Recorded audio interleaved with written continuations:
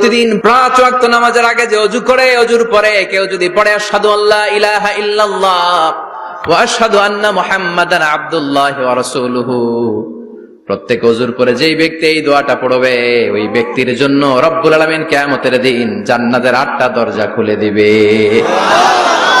সেও সাইয়েদনা আবু বকরের সাথে সাথে ওই 8টা দরজা যেটা দিয়ে মন চায় ঢুকতে পারবে। কোন সুবহানাল্লাহ।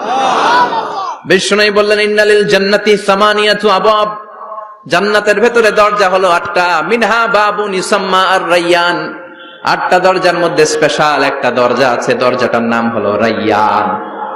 লা ইয়াদখুলুহু ইল্লা সাইমুন, রোজাদাররা ছাড়া কেউ রায়্যান দরজা দিয়ে ঢুকতে পারবে না। যারা রোজা রেখেছেন তাদের জন্য এন্ট্রি দেয়া হবে এই দরজা দিয়ে ঢুকার।